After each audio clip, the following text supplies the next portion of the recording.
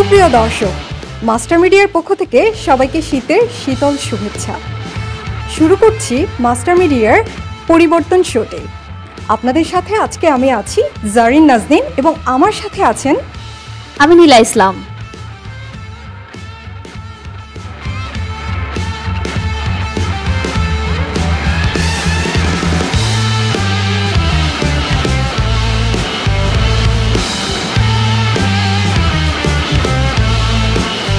দর্শক, চলছে পরিবর্তন, চলবে পরিবর্তন, পরিবর্তনই যেন জীবন।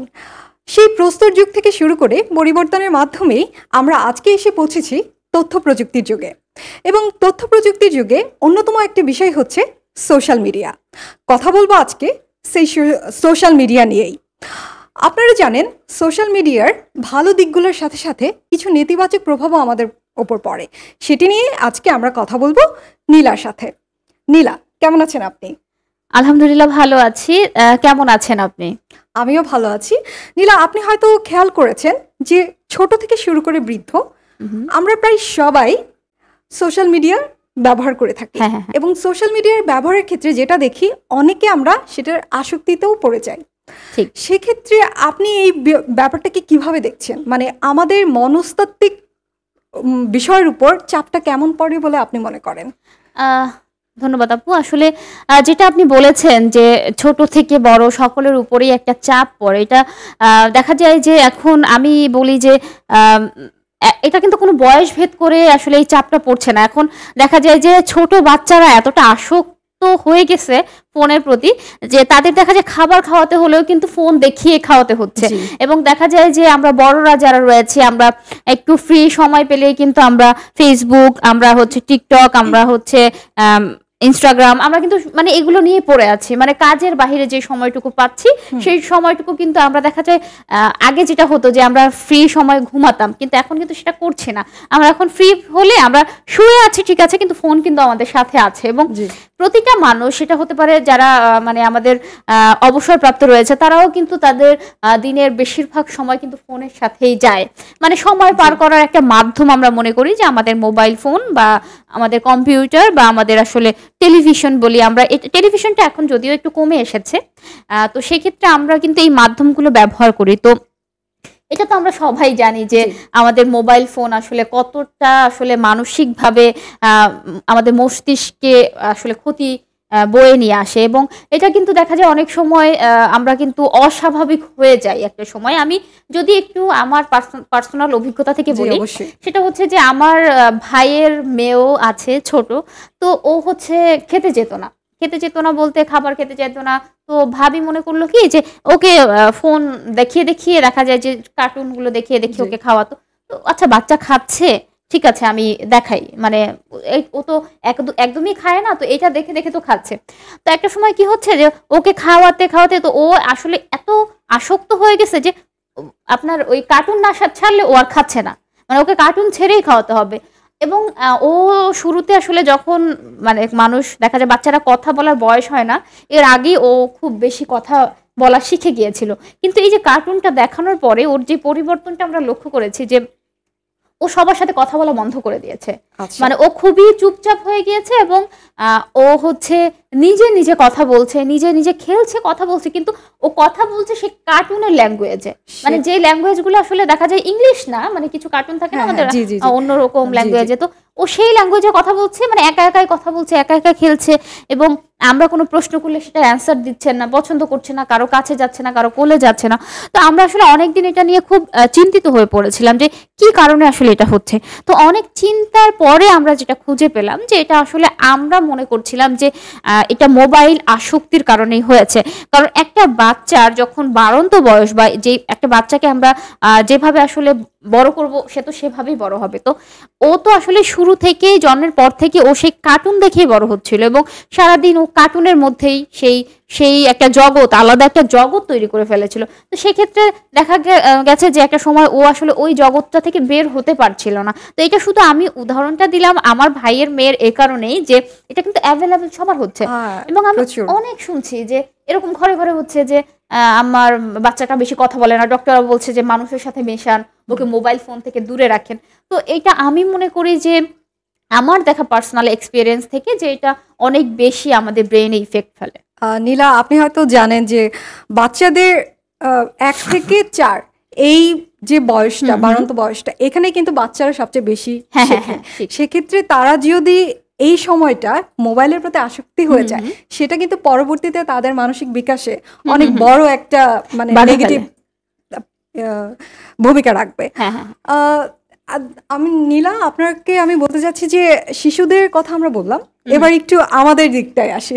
আমাদের দিকটায় যেমন ধরুন, আমি যদি এখন আপনার সাথে কথা বলা শেষ করে আমি আমার সোশ্যাল মিডিয়াতে যাই, তাহলে গিয়ে আমি দেখব যে হয়তো আমার কোনো বন্ধু প্রমোটেড হয়েছে, আমার কোনো বান্ধবী হয়তো তার স্বামীকে নিয়ে বিদেশে গিয়েছে, খুব ভালো করে একটা ভেকেশন পার করছে, কিংবা কেউ একটা নতুন গাড়ি কিনেছে। সেক্ষেত্রে আমি অবশ্যই তাদের শুভাকাঙ্ক্ষী, কিন্তু সেই সাথে আমার মনে হয় যে নিজের একটা কম্পারিজন চলেই আসে যে আচ্ছা, ও এটা করছে, আমি তো এই সময় এটা করছি না। হ্যাঁ, তো দেখা যায় যে আমরা নিজেরাও, অন্যরা সবাই আমাদের যে অ্যাচিভমেন্টগুলো সেগুলো তুলে ধরার চেষ্টা করি, কিন্তু এর পিছনে যে আমরা এত পরিশ্রম করি সেটা কিন্তু কেউ দেখছে না। হ্যাঁ, ঠিক তাই। তো সেটা আপনি এটা কিভাবে দেখছেন, এই পুরো জিনিসটা কিভাবে? আসলে খুব সুন্দর এবং অনেক বেশি গুরুত্বপূর্ণ একটা বিষয় আপনি এখানে নিয়ে এসেছেন। কারণ এই যে বিষয়টা আপনি যেটা বললেন যে আমরা আসলে শো অফ করার একটা যুগে কিন্তু আমরা বসবাস করছি। আমরা আপু যেটা বলছিলেন যে আমরা একটা সোশ্যাল মিডিয়াতে ঢুকে বা ফোন হাতে নিয়ে দেখছি যে কেউ হয়তো খুব আনন্দে আছে, কেউ সমুদ্রে ঘুরতে গিয়েছে, কেউ পাহাড়ে গিয়েছে, কেউ হয়তো খুব সুন্দর একটা ড্রেস পরে ছবি আপলোড দিচ্ছে, খুব সুন্দর সুন্দর ক্যাপশন দেখছি, খুব ভালো জায়গায় খেতে যাচ্ছে। তো এই জিনিসগুলো কিন্তু আমরা সোশ্যাল মিডিয়ার মাধ্যমে জানছি, এবং আমাদের মধ্যে আসলে যে জিনিসটা কাজ করছে এখন যে ওর থেকে বড় হতে হবে, ওর থেকে উপরে উঠতে হবে, মানে দেখানোর যে ব্যাপারটা আমি যেটা বললাম যে শো অফ, ও এই ব্র্যান্ডের একটা শাড়ি পরেছে, আমার এর থেকে ভালো ব্র্যান্ডের একটা পোশাক পরে ছবি আপলোড দিতে হবে। মানে এই যে মন মানসিকতা, আমরা কিন্তু দেখা যায় যে একটা জায়গায় যাচ্ছি, আমি আরেকটু সূত্র ধরে টানি, যারা আমরা এই কাজগুলো করছি, আমরাও কিন্তু করছি, রেগুলার করছি, তো দেখা যায় যে একটা জায়গায় গিয়েছি, আমরা ঘুরতে গিয়েছি, ধরলাম পাহাড়ে গিয়েছি বা সমুদ্রে গিয়েছি, আমরা কিন্তু সেই সময়টাকে উপভোগ করি না। হ্যাঁ, আমরা সেই সময়টাকে উপভোগ না করে আমরা কি করি, আমরা সেলফি নিয়ে ব্যস্ত থাকি, এবং আমরা সেলফি, আমরা হচ্ছে মানে এটা আমরা আপলোড দিতে হবে, মানুষকে দেখাতে হবে, আমরা কিন্তু ওই সময়ে মানে ওই সময়টা উপভোগ করছি না। দেখা যায় সমুদ্রের একটা ঢেউ আসলো, ঢেউটা আমি উপভোগ না করে আমি কি করছি, আমি সেটার ভিডিও ধারণ নিয়ে ব্যস্ত, আমি কিন্তু ফোনের দিকে তাকিয়ে আছি, আমি ফোনের দিকে তাকিয়ে আছি, কিন্তু ওই সময়টাও যে আমার আসলে অনুভূতি বা আমার ফিলিংস বা আমি যেটাকে আমি বলবো যে আমরা উপভোগ করার যে জায়গাটা, সেটা থেকে কিন্তু আমরা অনেক দূরে সরে যাচ্ছি। তো আমি আসলে একটা কথাই বলতে চাই, সেটা হচ্ছে আমাদের জীবন কিন্তু একটাই, কি বলেন আপু? আমাদের জীবন কিন্তু একটাই, এবং প্রতিটা মুহূর্ত আমাদের অবশ্যই উপভোগ করতে হবে, প্রতিটা মুহূর্ত বাঁচতে হবে মানে এটা নয় যে আমি কাউকে শো অফ করে বাঁচবো।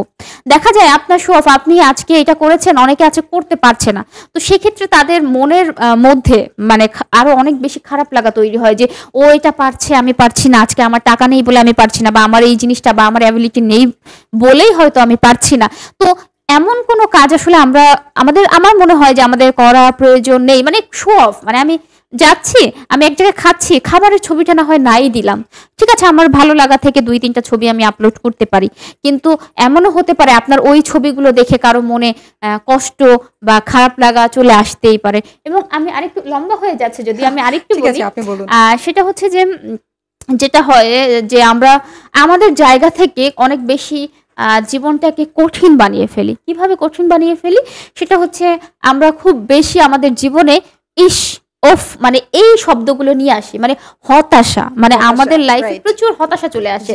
মানে আমি কেন এই কথাগুলো বলছি, আমি কিন্তু অনলাইন প্ল্যাটফর্মটাকে টেনেই বলছি যে কেন এই কারণগুলো হচ্ছে আমাদের জীবনে। দেখবেন যে ম্যাক্সিমাম হতাশার কারণ, যেটা আমি বলবো ম্যাক্সিমাম হতাশার কারণ কিন্তু আমরা অন্যকে দেখে মানে নিজের মধ্যে একটা মানে অতৃপ্তি নিয়ে আসি এবং খারাপ লাগা নিয়ে আসি যে আমি ভালো নেই, আমি সুখী নেই, আমার দ্বারা কিচ্ছু হবে না, আমি হয়তো পারবো না। তো এই যে বিষয়গুলো, এটা কিন্তু সব থেকে বড় কারণ আমি মনে করি এই অনলাইন প্ল্যাটফর্ম, যারা আমরা আসলে সঠিকভাবে ব্যবহার করতে পারছি না। তো সেক্ষেত্রে কিন্তু আমরা ওটা থেকে আরো মানে ওটা দেখে নিজেকে আরো মানে উন্নতি কি করব আমরা আসলে দিনে দিনে আসলে আরো নিচের দিকে নেমে যাচ্ছে এবং আমাদের আত্মবিশ্বাস হারিয়ে ফেলছে। আপনি কি বলেন? আপনি দর্শক, নীলা অনেক মূল্যবান কথা বললো। তার মধ্যে আমি বলতে চাই, উনি যেটা বললো যে এই যে কম্প্যারিজন আমরা দেখি সোশ্যাল মিডিয়াতে, সেটা দেখে আমরা কিন্তু না চাইলেও হতাশায় চলে যাই, সেটা আমরা বুঝতেও পারি না, এবং এটা যে আমাদের মানসিক বিকাশে কতটা ক্ষতিকর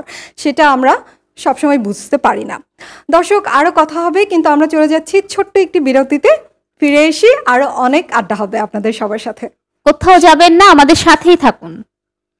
চলে আসছি রাজধানীর মোহাম্মদপুরে নিরাপত্তা জোরদারে আজ থেকে বসছে দুটি অস্থায়ী সেনা ক্যাম্প। মানিকগঞ্জে হঠাৎ বেড়েছে চুরি ও ডাকাতি। 21 পদকপ্রাপ্ত শিল্পী সুজি ও শ্যাম মারা গেছেন।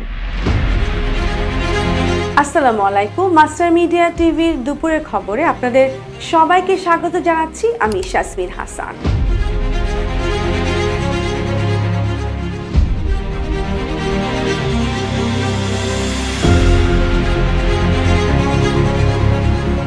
আমাদের কোর্স করার পর আমরা কিভাবে আমাদের ফটো সেশনটা করব, কীরকম শাড়ি পরবো, কীরকম গয়না পরবো, সমস্ত কিছুই আমাদের মাস্টার মিডিয়া থেকে বলে দেওয়া হয়েছে। এবং আমাদের সিভি কিভাবে করতে হবে, আমাদের ফটোশ্যুট করার পর কিভাবে আমাদের সিভিগুলো টিভি চ্যানেলগুলোতে পাঠাতে হবে, এগুলো কিন্তু আমরা সব মাস্টার মিডিয়া থেকেই শিখেছি।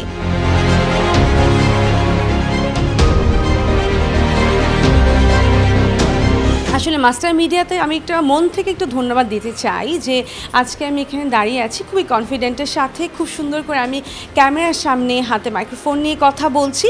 কিন্তু 2 মাস আগেও আমাকে যখন কথা বলতে দেওয়া হয়েছিল আমি কিন্তু বলতে পারিনি, আমাকে একটু নার্ভাস লেগেছিল। বাট আমি যখন মাস্টার মিডিয়াতে কোর্স করতে এসেছি, কোর্স করার সাথে সাথে আমার এই কনফিডেন্সটা বেড়েছে, এবং যার কারণে আজকে আমি এখানে দাঁড়িয়ে আপনাদের সামনে কথা বলতে পারছি।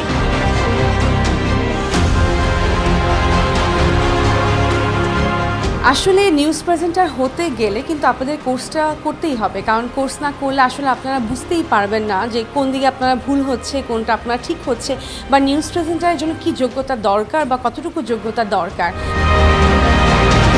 ঢাকা রাজধানীর প্রাণকেন্দ্র সংসদ ভবন সংলগ্ন ক্রিসেন্ট লেকের পাশে চণ্ডীম উদ্যান অবস্থিত। চণ্ডীম উদ্যানের সৌন্দর্য ও প্রাকৃতিক দৃশ্যের কারণে নানা ধরনের দর্শনার্থীরা এখানে ভিড় জমাচ্ছে প্রতিদিন। নানা প্রজাতির গাছপালা ও পাখির অভয়ারণ্য এই চণ্ডীম উদ্যান। এই চণ্ডীম উদ্যান ঢাকাবাসীর কাছে বিনোদনের প্রাণকেন্দ্র হিসেবে গুরুত্বপূর্ণ ভূমিকা পালন করবে এই প্রত্যাশায় দর্শনার্থীদের। চণ্ডীম উদ্যান থেকে Shasmin Hasan, Master Media Television, Dhaka.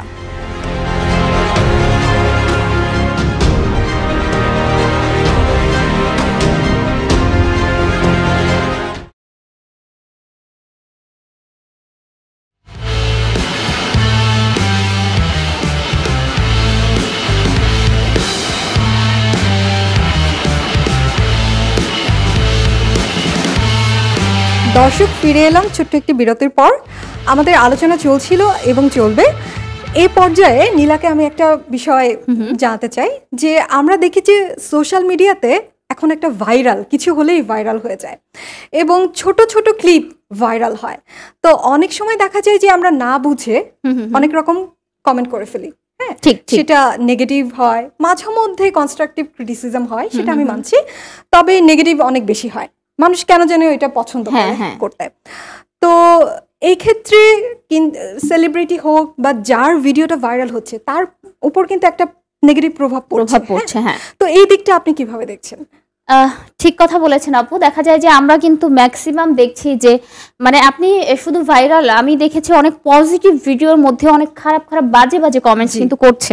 তো আসলে আমরাই কিন্তু করছি, কারা করছি মানে বাহির থেকে না, আমরা নিজেরাই কিন্তু সবাই করছি। এবং মানে আমরা যারা করছি, আমি আসলে কাউকে ইয়ে করে বলবো না, যে দেখা যায় যে খুব ভালো একটা শিক্ষণীয় ভিডিও, তার মধ্যে কিন্তু মানে আমি মনে করছি ওই মানুষটা আমার প্রতিদ্বন্দ্বী, আমি তাকে নিয়ে খুব বাজে একটা মন্তব্য কিন্তু করে ফেলছে। এবং এই মানে আমি যদি আরেকটু বলি উদাহরণ দিয়ে, বিষয়টা আসলে কাউকে হিট করে বলার জন্য আমি বলছি না, যে আমাদের যারা ইনফ্লুয়েন্সার আছে বর্তমানে, আমরা কিন্তু দেখছি যে তাদের মধ্যে খুব বেশি কাদা ছড়াছড়ি হচ্ছে বর্তমানে।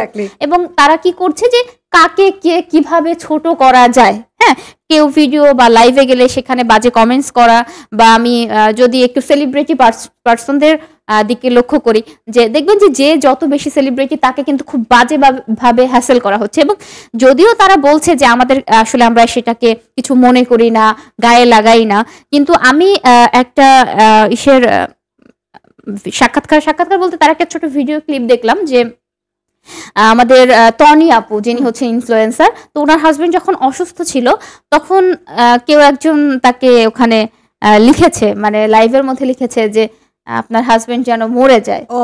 মানে এটা আসলে খুবই বাজে একটা জিনিস, যে আসলে যার পরিস্থিতিটা সেই খুব ভালোভাবে বুঝে যে সে কিভাবে হ্যান্ডেল করছে। এখন আমি আমার কাজের জায়গা, পেশার জায়গায় তো আমি পার্সোনাল লাইফটাকে বেশি ফুটিয়ে তুলবো না যদিও, তো সেই জিনিসটা আসলে আমার কেন খারাপ লেগেছে, যে একটা মানুষ সে অসুস্থ, এখানে তার মানসিকতা, যেহেতু তার হাজবেন্ড সে মানসিকভাবে এমনিতেই খুব উইক হয়ে পড়েছে, এবং সেই সময়টা আমরা তাকে আরো বেশি উইক করার জন্য এই বাজে কমেন্টস গুলো যে করছি, মানে সে যতই বলছে যে আমি সামলে নিয়েছি, আমি সতর্ক, কিন্তু তারপরেও কিন্তু মানে জিনিসগুলো খুবই বাজে লাগে। এবং আমি আরেকটা ইনফ্লুয়েন্সারের কথা জানতে চাই, সেটা হচ্ছে আমাদের বারিশা হক আপুর কথা তো সবাই জানি।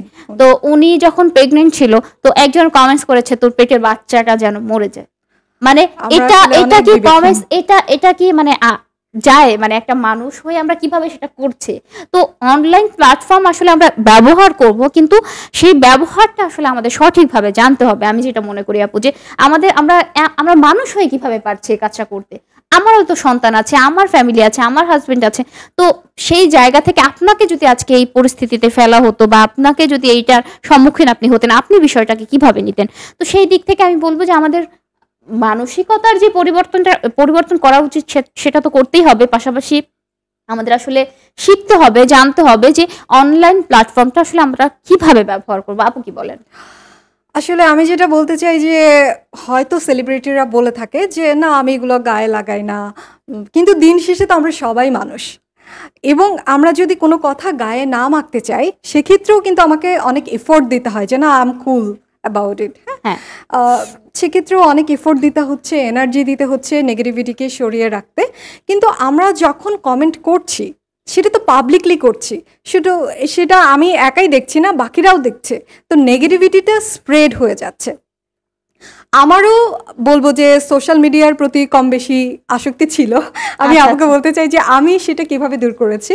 যেমন গত বছরের শেষে আমি দেখলাম যে একজন সেলিব্রিটি বলছে যে আমি আপনাকে চ্যালেঞ্জ দিচ্ছি যে 1 বছর সোশ্যাল মিডিয়া থেকে আপনি নিজেকে দূরে রাখুন, পোস্ট করবেন না, আপনি কোনো কারণে নিউজ নিতে হলে আসুন, ঠিক আছে, কিন্তু দূরে রাখুন এবং দেখুন আপনার নিজের উপর সময় দেন, আপনার যেসব ভালো লাগে, যেসব স্কিল আপনি অর্জন করতে চান সেই স্কিলগুলোর উপর কাজ করেন, এবং 1 বছরের চ্যালেঞ্জ দিচ্ছি এবং ফিরে এসে দেখুন যে আপনার এই 1 বছর যাত্রায় কতটা আপনি এগিয়ে গিয়েছেন। তো সেই 1 বছর প্রায় আমার কমপ্লিট হবে, এবং আমি বলতে চাই যে এর মধ্যে কিন্তু এই সোশ্যাল মিডিয়াতে থাকার কারণে আমার যে মানসিক যে প্রবলেমগুলো হচ্ছিল, রাতে ঘুম হচ্ছিল না, অনেক সময় দেখা যেত যে চোখের উপর অনেক একটা বড় ইফেক্ট পড়ে স্ক্রিনে সারাক্ষণ তাকিয়ে থাকার কারণে, কিন্তু আমাদের প্রচুর চুলও পড়ে। সেটাই আমরা দেখা যায় যে অনেকে বলছি চুল পড়ছে কেন, এত চুল পড়ছে কেন, কিন্তু সেটা কিন্তু অনেকটা ডিপেন্ড করে মোবাইল ফোনের কারণে। এবং আপনারা জানেন যে আমাদের বডির পোস্চারেও কিন্তু প্রবলেম হয়, যেমন আমরা ঝুঁকে যখন মোবাইলটা ইউজ করি অনেকের কিন্তু মেরুদণ্ড বাঁকা হয়ে যায়, এবং এই কারণে অনেক ধরনের প্রবলেম হয়। আমরা ঠিক মেরুদণ্ড শির দ্বারা সোজা করে হাঁটতে পারি না, এই কারণে অনেক রোগেরও সৃষ্টি হয়, সেটা আমরা জানি না বা বুঝি না। এটা হয় যে অতিরিক্ত ফোনের প্রতি ডিপেন্ডেন্ট হওয়ার কারণে। তো আমার দিকটা আমি বললাম যে আমি আসলে সোশ্যাল মিডিয়া থেকে বিরতি নিয়ে, বা যেটাকে অনেকে বলে যে ডিটক্স, সোশ্যাল মিডিয়া ডিটক্স করে আমি এখান থেকে মানে এই জিনিসটা উত্তরণ করেছি।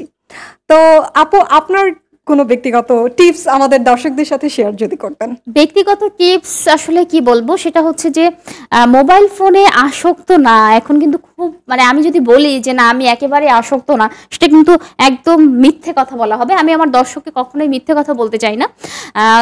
আমিও চেষ্টা করছি, মানে আমি নিজের জায়গা থেকেও চেষ্টা করছি যে কতটা আসলে সরে আসা যায়, কারণ এটার কারণে আসলে আমরা প্রচুর সাফার করি আপু। দেখা যায় যে আমরা এতটা মানে খেতে খেতেও কিন্তু মোবাইল, আমরা অবশ্যই। শুয়ে শুয়েও মোবাইল, মানে যেখানে যাচ্ছি দেখা অনেক যায় সময় ওয়াশরুমে মোবাইল, Exactly, আমি এটাই মানে বলতে চাচ্ছিলাম এটা আপনাকে। কিন্তু হয়ে যায়, হ্যাঁ হয়ে যাচ্ছে। এখন আমি যদি এখানে এসে শোতে এসে বলি যে আমি একদমই মোবাইল ধরি না, আমি আমার দ্বারা কখনো এগুলো হয় না, তো এটা আসলে মিথ্যে কথা। কিন্তু আমি মনে করি যে আমাদের আসলে এই জিনিসটা একটা লিমিটেশনে নিয়ে আসা প্রয়োজন। মানে কতটুকু সময় আসলে আমরা ইউজ করবো না এটা না, আমাদের আপডেট থাকতে হবে, তথ্য জানতে হবে। সোশ্যাল মিডিয়ার যেমন খারাপ দিক রয়েছে, ভালো দিকও তো রয়েছে। আমরা আপডেট না থাকলে তো আমরা চলতে পারবো না, তাই না? বিষয়টা এমন যে আমরা আজকে কি হয়েছে সেটা মানে ঘন্টার মধ্যে আমাদের জানতে হবে, না হলে আমরা তো পিছিয়ে পড়বো। তো সেক্ষেত্রে আমরা অবশ্যই তথ্য নিব, কিন্তু কোন মাধ্যম থেকে আসলে তথ্যগুলো নিজের মধ্যে নিচ্ছি, বা আমি কি সঠিক তথ্যটা নিচ্ছি নাকি? এখন তো প্রচুর ভুয়া নিউজ বের হচ্ছে, ভুয়া তথ্য দিচ্ছে। দেখা যায় যে একটা কাজ, যেমন কিছুদিন আগে তৌহিদ আফ্রিদির বিয়ে হলো শালির নাম হয়ে গেল, শালির নাম দিয়ে ভাইরাল হয়ে গেল যে শালির সাথে বিয়ে হচ্ছে। তো পরে তৌহিদ আফ্রিদ তো এটা ক্লিয়ার করলো যে না, আমার বইয়ের নাম হচ্ছে এইটা। তো এই বিষয়টা কিন্তু অনেকের মধ্যে একটা তৈরি করেছে। আবার যেটা বললাম যে বিভিন্ন, আমি তনিয়াপুরি এটাই বলি যে তার হাজবেন্ড মারা গেছে, এরকম অনেক নিউজ দেখি যে গতকাল সাকিব খান মারা গেছে, মানে এমন কিন্তু অনেক নিউজ আমরা দেখি, ফেক নিউজ। তো আমরা আসলে অনলাইন ব্যবহার করছি, কিন্তু কাউকে ফেক নিউজ দিয়ে যে বিভ্রান্ত করব, বা আমারও বুঝতে হবে যে কোন নিউজটা ফেক বা কোনটা আসলে সঠিক। তো এটা এই যাচাই বোধটা নিজের মধ্যে থাকতে হবে, এবং অনেক সময় দেখা যায় আমরা বুঝতেও পারি না যে আসলে কি সঠিক কিনা। তো সেক্ষেত্রে আসলে আমাদের অনলাইন প্ল্যাটফর্ম কোন মাধ্যমগুলো আসলে সবসময় সর্বদা সঠিক নিউজ দেয়, বা সবসময় সঠিক তথ্য আমরা যেই মাধ্যমগুলো থেকে পাবো, সেই মাধ্যমগুলোর সাথে আমাদের কানেক্টেড থাকতে হবে। আমরা আসলে ভুলভাল কোনো মাধ্যমে যাব না। এবং অনেকেই দেখা যায় যে অনেক রকম কমেন্টস করে, অনেক রকম ফেসবুক আমরা যখন ইউজ করি বা ইনস্টাগ্রাম ইউজ করি, তখন কিন্তু তারা বিভিন্ন রকমের পোস্ট করে, ওই পোস্ট দেখেই আমরা বিশ্বাস করে ফেলি। তো সেটা কিন্তু আমাদের অবশ্যই করা যাবে না, আগে যাচাই বাছাই করতে হবে। এই আর কি, আপু যদি বলতে।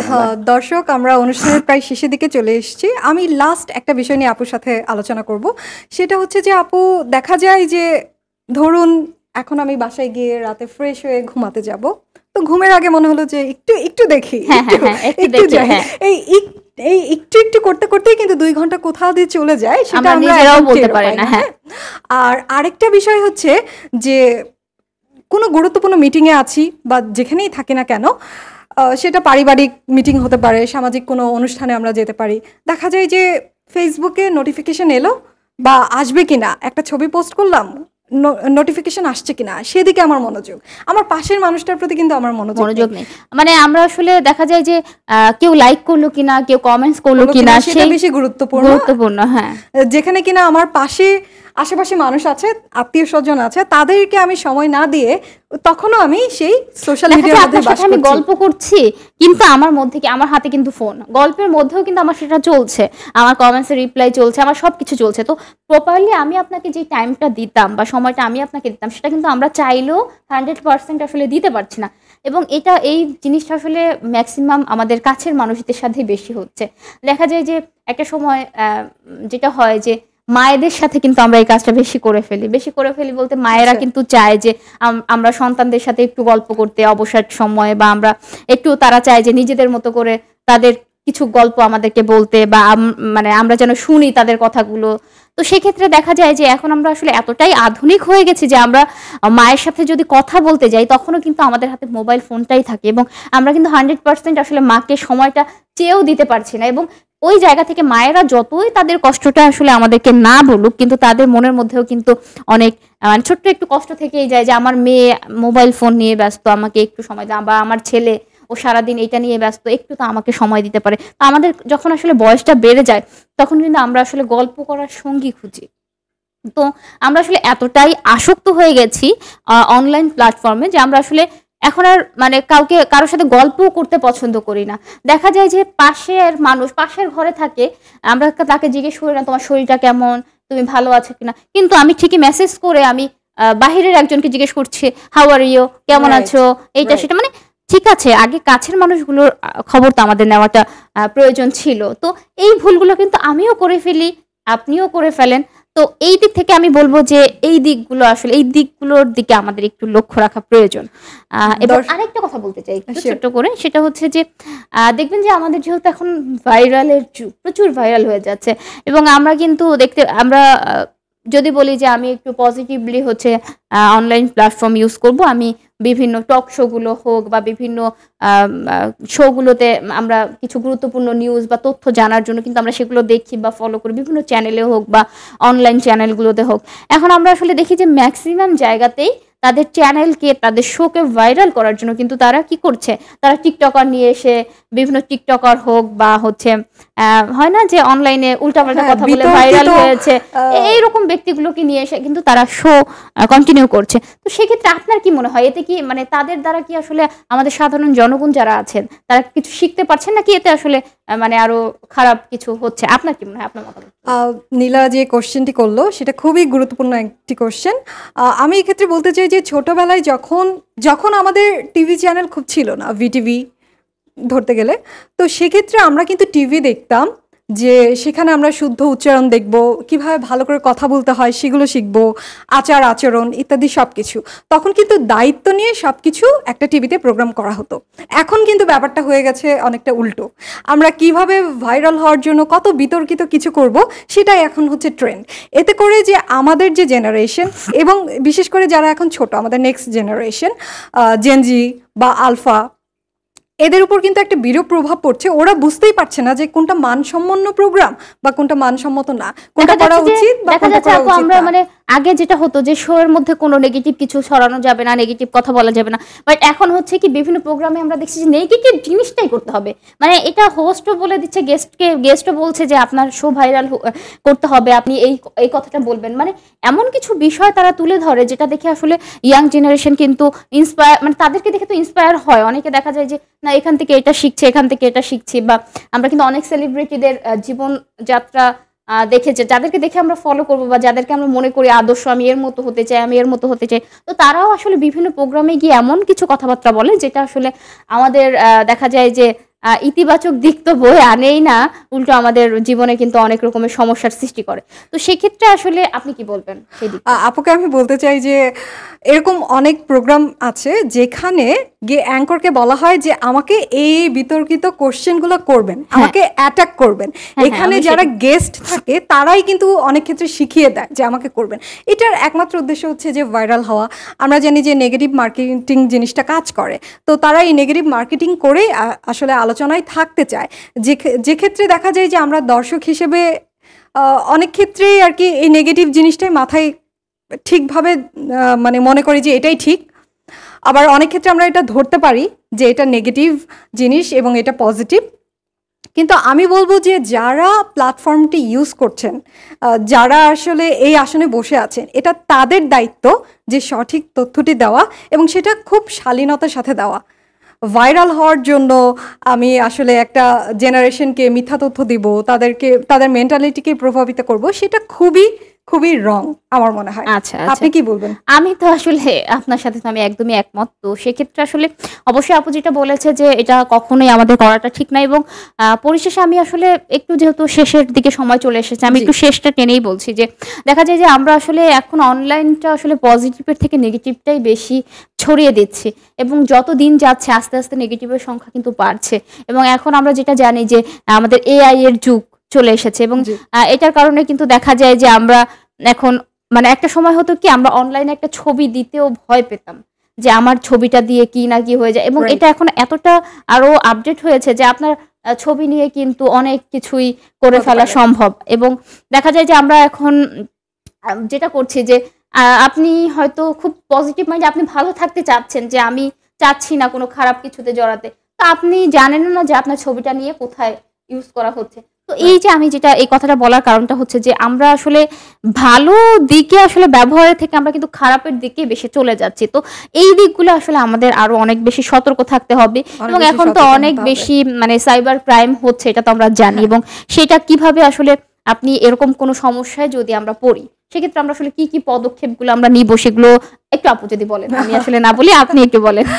আসলে সাইবার ক্রাইম নিয়ে আমরা প্রায় দেখি যে এটা বিশেষ করে যারা তরুণী থাকে তাদেরকে হ্যারাস করার জন্য নানা রকম কিছু করা হয়। আপু যেটা বললো এআই টুল দিয়ে কিন্তু আমি যে কোনো কিছু বানিয়ে ফেলতে পারি এবং সেটা প্রচার করতে পারি। এবং এই যে তরুণীরা থাকে বা যাদের তরুণী যারা থাকে, যাদের বয়সটা কম, তাদেরকে কিন্তু আপনি সহজেই ঘাবড়ে দিতে পারবেন, সহজেই ভয় দেখাতে পারবেন এবং আপনি কি চান সেটা আদায় করে নিতে পারবেন। সেক্ষেত্রে সাইবার নিরাপত্তাজনিত যেসব আইন আছে সেটা আমাদের সোশ্যাল মিডিয়াতে অনেক বেশি প্রমোট করতে হবে, যাতে মানুষ জানে যে এরকম সিচুয়েশন হলে আমি জানি করতে হবে বা এই হটলাইনে আমাকে কল দিতে হবে। আমরা যাতে ঘাবড়ে না যাই, ভয় যাতে না পেয়ে যাই, ভয় পেলেই কিন্তু আসলে আরো ক্ষতির দিকে চলে যাই আমরা। তো আমরা অনুষ্ঠানের প্রায় শেষের দিকে চলে এসেছি। তো আমি সব শেষে আমি আপুকে জিজ্ঞেস করতে চাই যে আমাদের দর্শকরা যদি একটা ব্যালেন্সড ওয়েতে ভালো দিক এবং নেগেটিভ দিক যেটা আছে সব কিছু মিলিয়ে একটা ব্যালেন্সড ওয়েতে যদি সোশ্যাল মিডিয়া চালাতে চায়, সেক্ষেত্রে আমাদের আসলে করণীয় কি বা আপনি কিভাবে করছেন সেটা আমাদের সবার সাথে শেয়ার করেন। আচ্ছা, এখন কথা হচ্ছে আমার একার চেষ্টায় বা আমার একার যেটা বলি প্রচেষ্টায় বা ইচ্ছায় তো আসলে পুরো সমাজটা পরিবর্তন করা যাবে না।